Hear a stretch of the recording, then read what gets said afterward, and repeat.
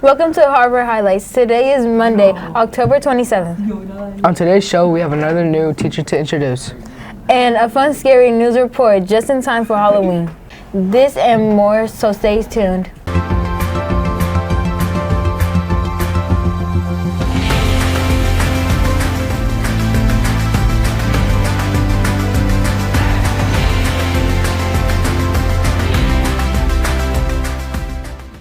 Hi, I'm Juliana. And I'm Roberto.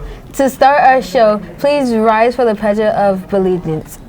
I pledge allegiance to the flag of the United States of America and to the republic for which it stands, one nation, under God, indivisible, with liberty and justice for all. Thank you. Can you believe that this is already the last week of the first marking period?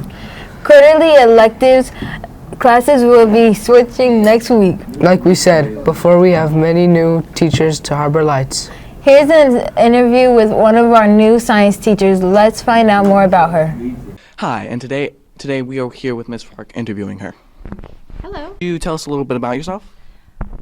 Hi, so this is my 5th year teaching. This is my first year in Michigan. I'm originally from Ohio, so I taught 2 years in Cincinnati and 2 years in Cleveland. And I've been an 8th grade teacher the whole time, and now I added 6th grade. That's really about it. Why did you want to become a science teacher? I just love that in science we can do a lot of things hands-on. So like I'll do notes, we'll do hands-on activities. It's a lot more collaborative, and that's what I really like about science. Could you tell us a goal you have for this year? A big goal I have is just to get used to Michigan as an Ohio State person. That's going to be tricky, especially during November when we play you guys. And then my other thing I'm trying to get used to is just teaching 6th grade. That's a big jump for me. I'm used to my 8th graders. What do you like about West Ottawa so far? Everybody here is very welcoming and supportive, so that's been a huge leap for me, especially being new to the area in general. It's been really helpful. Thank you for letting us interview you, and thank you to Aaron for recording. Thank you. We are so glad that you are at our school. Next week, we will introduce another new teacher. Now for this week's general announcements. Hi, I'm Charlize. Hi, I'm Mackenzie. We have many clubs and activities. Make sure to read the daily announcements for the latest updates. Look at the screen for something that might sound good to you. Today starts the food drive to support the Community Action House. Bring non-perishable items to your academy now until November 21st. Look at the screen for the most items needed. Just a reminder, students, although Halloween is Friday, costumes are not school permitted. The Pride Store will be open this Friday. Remember, Tuesdays after school, you are invited to the intersection for the middle school club. Now for our book talk of the week. All right, we have another spooky story for you today. I'm Ms. Kuning, and I'm here with another book talk. This is another brand new book. We have a couple of copies of this in the library if you'd like to read it with a friend. And it is a new graphic novel, The Terrifying Tales of Vivian Vance. And it's another spooky story with a haunted town and kids trying to figure out what's actually going on. And this one is in graphic novel format, if that's your favorite way to read books. So if you need a spooky illustrated book for October, check this one out. Thanks again for another spooky book recommendation. A few weeks ago, some of our students had a pretty cool opportunity. Let's find out more. Hi, I'm Asher. I'm from Miss Dayrook's Academy. In my academy and Miss Harrington's had an opportunity to go on a field trip to the RAB Water Institute. Hi, what are your names? Cora. Abby. Mrs. Dayrook. What was the purpose of going on this trip? We are doing a career research project, and the benefits of that is organizing a research project, and we were able to go on a trip in a partnership with Grand Valley University. What was the name of the research and what did they do?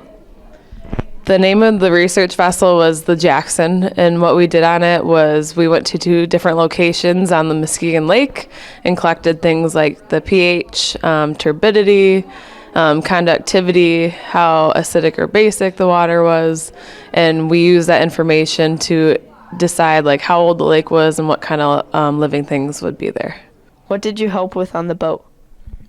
So what I helped with on the boat was we had took this little paddle thing with a black and white strips, and we had put it in the water to test the color of it and to see how far it can go.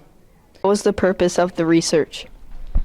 The purpose of the research was to try and make the water cleaner, and we wanted to see what was actually living in our oceans to see if there was something that was like polluting it or making it dirtier.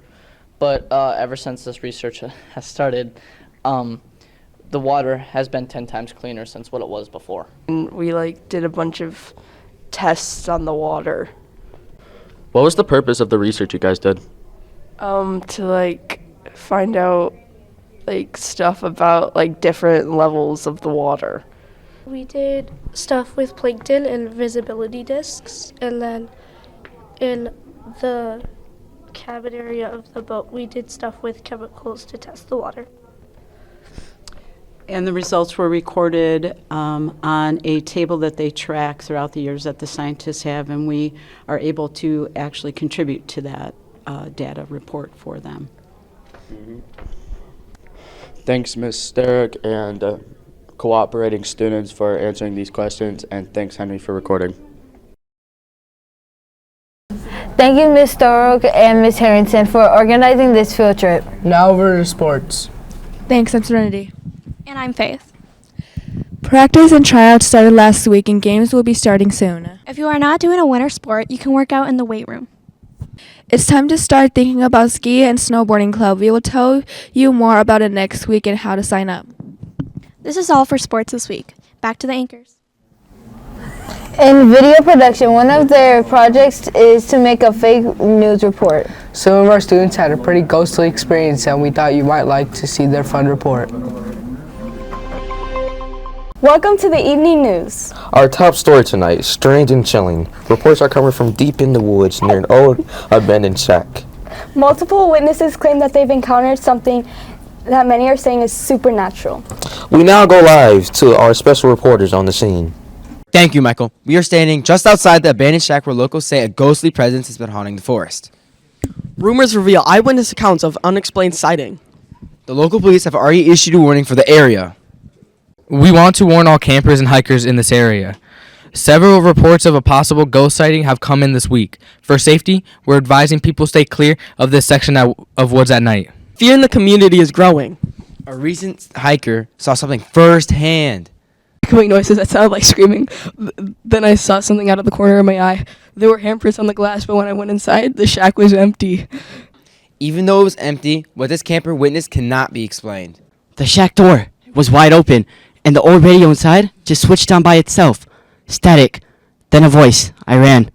When park rangers went to the cabin to investigate, the most disturbing proof caused the city to erupt in panic. As we approached the shack, there was fresh footprints in the dirt, but then they just stopped, like someone vanished into thin air. And the most shocking is what we caught on a nearby deer camera. What you are seeing now is footage that we caught on a deer camera on a nearby hunter's property. As you can see, it appears to be an actual ghost. This is not a Halloween prank, and everyone should be on high alert. The president has been alerted of the situation and has come up with a solution. Here is the address now. Hello, my fellow Americans. It has come to our attention that a ghostly presence has been discovered deep in the woods, unsettling both citizen and wildlife alike. The only solution is clear. Who are you gonna call? Ghostbusters. As you can see behind me, the Ghostbusters are setting up the trap at the shack. The new technology is able to pinpoint the ghostly presence, and now all we can do is wait. Hold on. Something is happening. I can't believe we're capturing something live right now. The trap is activated. Looks like they're pulling in a spirit. Yes, they've done it again. Truly remarkable. For more reaction, we turn to our local affiliate reporter in the nearest town who's with the townspeople right now. Thanks. The townspeople are overjoyed and deeply relieved that this terrifying ghost has finally been caught. You can feel the excitement and the sense of safety returning to the community. Now let's head back to the scene and hear directly from the Ghostbusters. We're glad we could respond quickly. We are excited to come out of retirement and are ready to face any other ghosts out there. Remember, if you see strange activity, don't panic. Who are you gonna call? Ghostbusters! There you have it. Straight from the Ghostbusters themselves. The forest is safe once again thanks to their swift action. For now, the community can rest easy knowing that when the paranormal appeals, help is just one call away. Back to you in the studio. What an extraordinary night, one that will certainly be remembered in local history. Thanks to the swift action of the Ghostbusters, this haunting has been put to rest. The community can finally breathe easier, and the message is clear. When things get spooky, there's only one team to call. And it looks like this ghost story has been officially put to rest. Sweet dreams, everyone. Enjoy your ghosts and goblins. and don't forget who you're gonna call. Have a great week. Be the best Panther you can be. Work hard. Be respectful. Be responsible. Make good choices. And as always, go! I ain't afraid of no ghosts.